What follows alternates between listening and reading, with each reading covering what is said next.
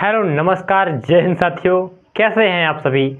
आशा करूंगा सभी अच्छे हैं, स्वस्थ हैं और मस्त हैं। तो आज हम शुरुआत करने वाले हैं एक्टिव वॉइस से पैसिव वॉइस में पास्ट परफेक्ट टेंस को कैसे बदलें। अक्सर कर ये दिक्कत होती है कि पास्ट परफेक्ट टेंस के जो सेंटेंस लिखा होता है उसे एक्टिव वॉइस से पैसिव वॉइस बदलने में बहुत दिक्कत होती है।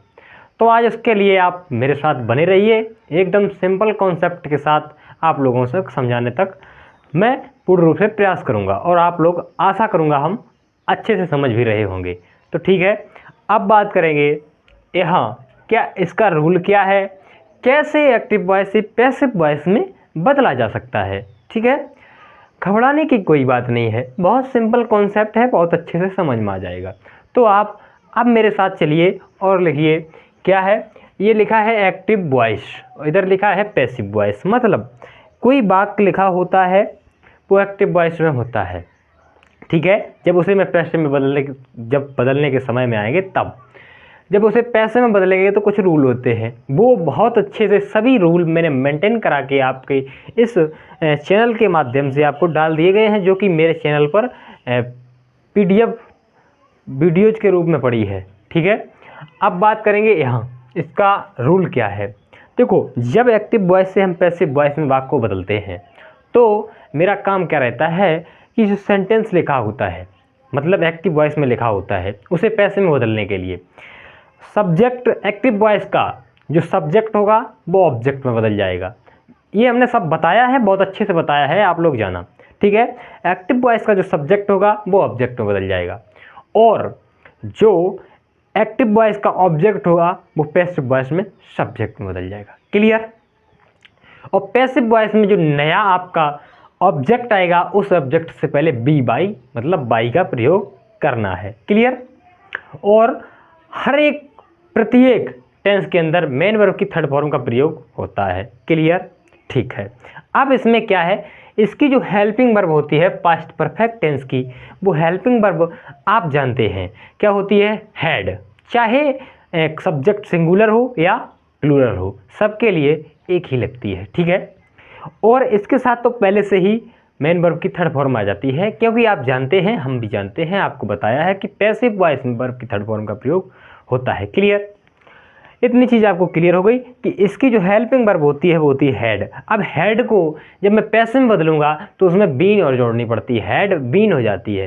कैसे हो जाती है वो आप समझिए। तो मैं एक एग्जांपल लेता हूँ, ऐसे समझिए, पहले रूल समझिए क्या है। पास्ट परफेक्ट टेंस को पास्ट परफेक्ट टेंस को एक्टिव वॉइस से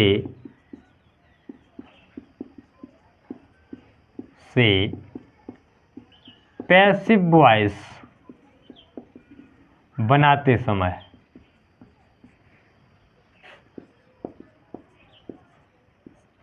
एक्टिव वॉइस के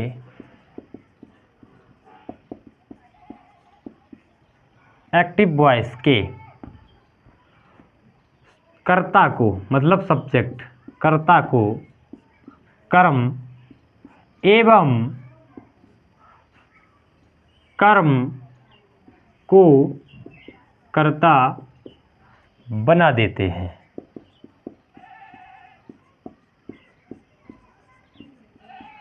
पैसिव वॉइस में बना देते हैं।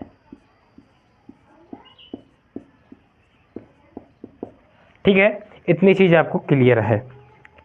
आगे समझिए, आगे क्या है।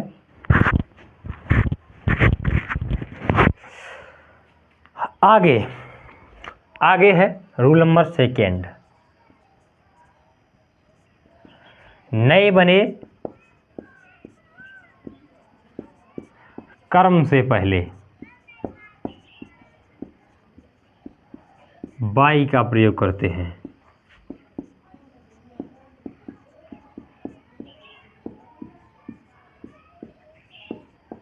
ठीक है, अगला रूल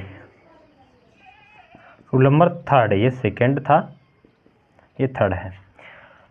मेन वर्ब की थर्ड फॉर्म का प्रयोग करते हैं कि थर्ड फॉर्म का प्रयोग करते हैं। ठीक है, अगला एक और है। अगला रूल क्या है? अगला रूल है इसकी जो हेल्पिंग वर्ब हैड, हैड को हैड बीन में बदल देते हैं।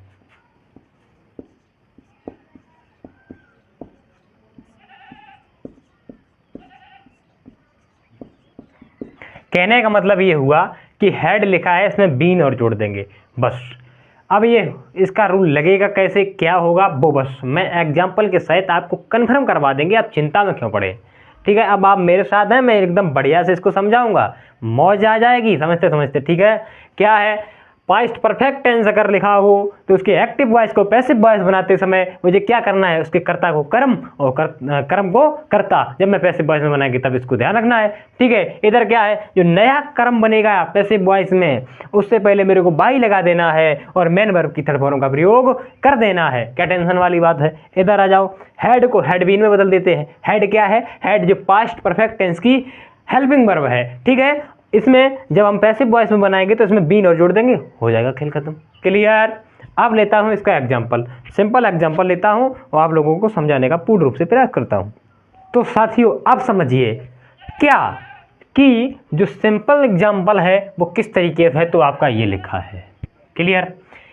ये है जो ये किस में लिखा है, एक्टिव वॉइस में लिखा हुआ है। क्लियर? अब इसे बदलना किस में है, इसको बदलना है पैसिव वॉइस में। कैसे बदलेंगे, वही रूल मैंने आपको लिखाए हैं, अब क्यों चिंता में पड़े हो शेरो।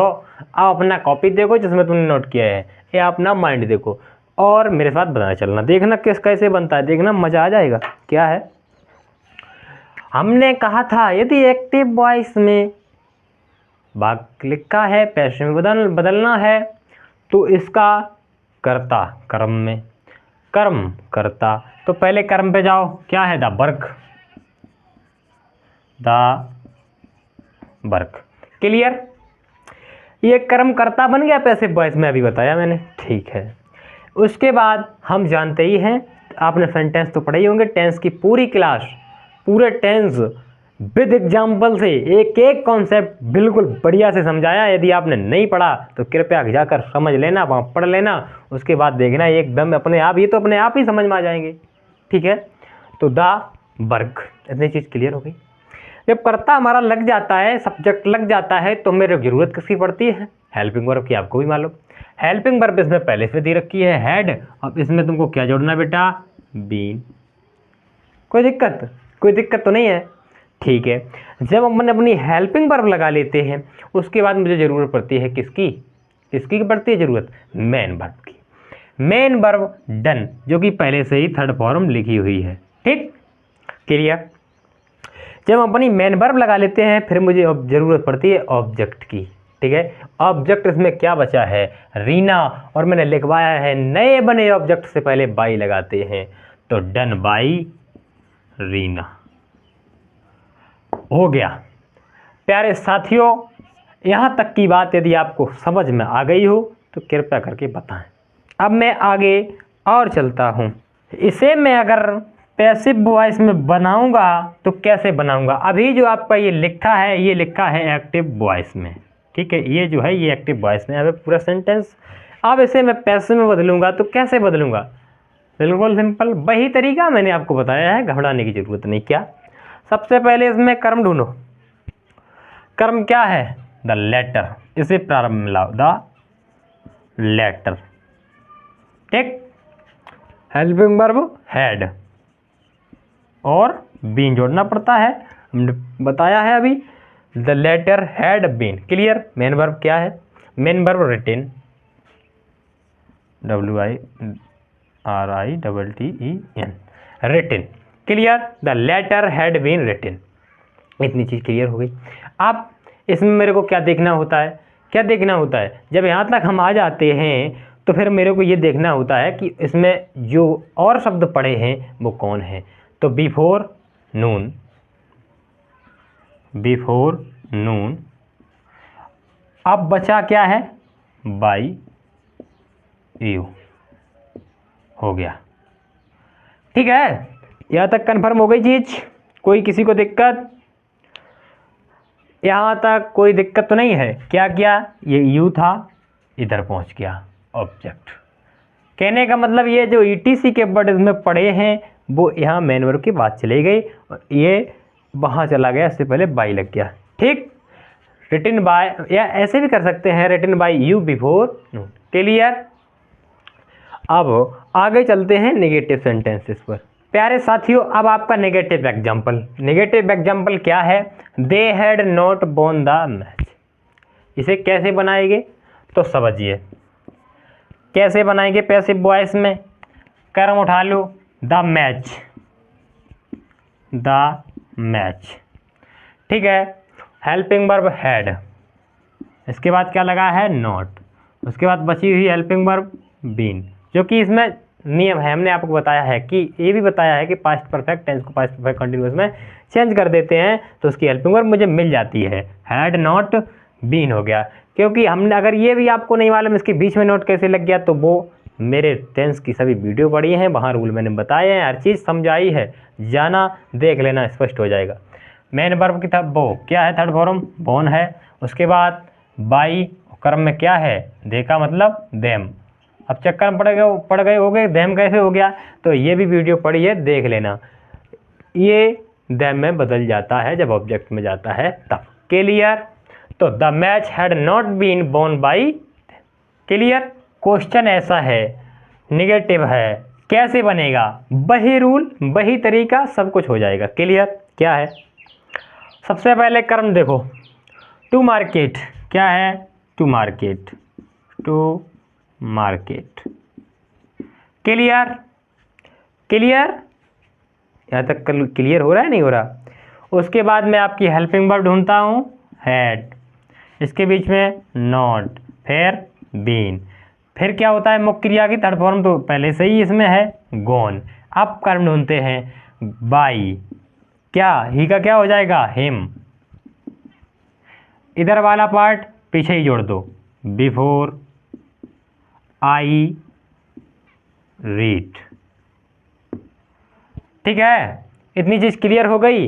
यहाँ तक कन्फर्म कैसे हो गया भाई, ये सब इसका ऑब्जेक्ट था, सब्जेक्ट बन गया, हेल्पिंग वर्ब के बीच में नोट आ गया क्योंकि वाक्य नेगेटिव था। ठीक है, उसके बाद मेन वर्ब की थर्ड फॉर्म, नए बने ऑब्जेक्ट से पहले बाई, उधर वाला ETC का पार्ट उसमें जुड़ गया। कोई दिक्कत? यहाँ इतनी चीज़ कन्फर्म होती होगी।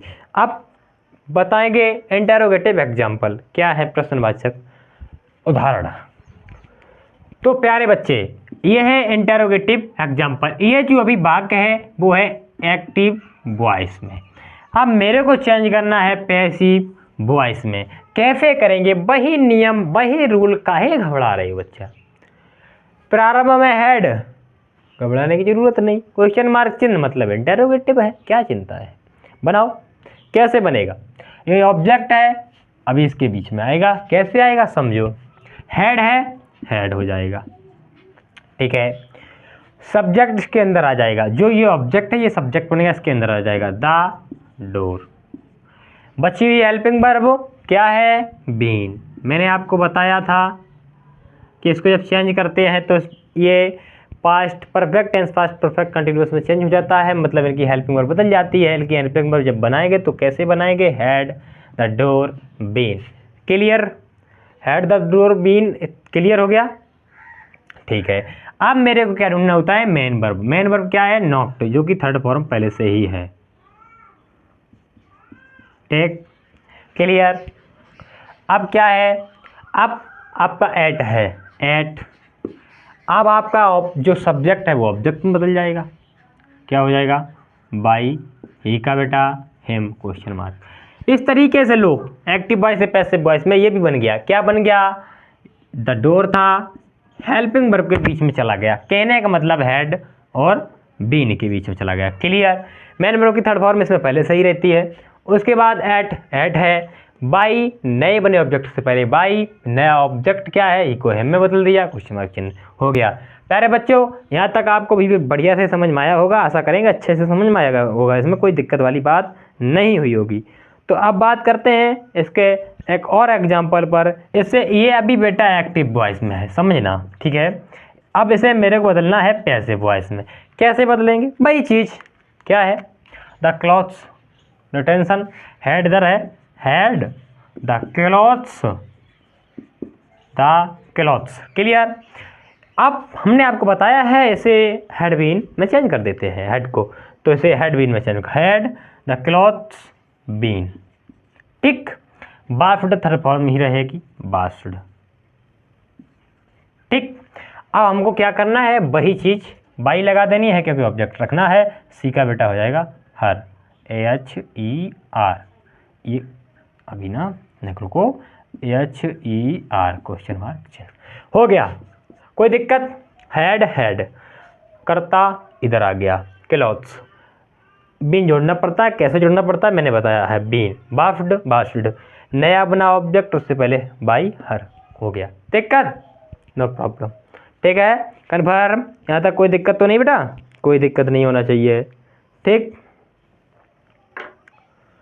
ठीक है। अब बात करेंगे आगे, आगे बात किस पे करेंगे, आगे बात करेंगे WH सेंटेंसेस, मतलब इंटरोगेटिव का सेकेंड टाइप पर। तो प्यारे साथियों, ये है आपका WH एग्जाम्पल। इसे कैसे बनाएंगे, ये आपका अभी वाक्य है एक्टिव वॉइस में, इसे बनाना है पैसिव वॉइस में।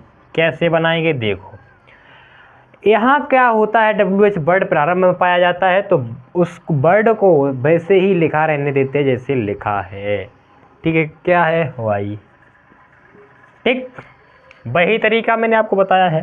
हैड, ऑब्जेक्ट पहुंच जाओ, अ लेटर, ठीक है, कोई बात नहीं, अ लेटर, बीन, आप जानते हैं बीन कैसे लग गया, क्योंकि इसकी जो हमने अभी बताया है हैड को हैड बीन में चेंज कर देते हैं, been, clear. Third form main verb की, रिटेन की रिटेन नहीं है, रिटेन, क्लियर। अब मेरी बात समझना, किसको, to your brother, to your brother, ठीक। अब आपका क्या बचा है, बिफोर, बिफोर, बिफोर। अब उसके बाद क्या है, राजेश, मतलब इससे पहले by Rajesh, clear. Why why, had had, a letter इधर आ गया, बीन आप जानते ही है कैसे हमने जुड़वा दी, written written, to your brother, to your brother, before before यहाँ रख दिया, ठीक है, बाई राजेश, क्योंकि नया ऑब्जेक्ट से पहले बाई क्वेश्चन मार्क। तो इस तरीके से प्यारे दोस्तों ये भी बन गया। बताइए यहाँ तक कोई दिक्कत?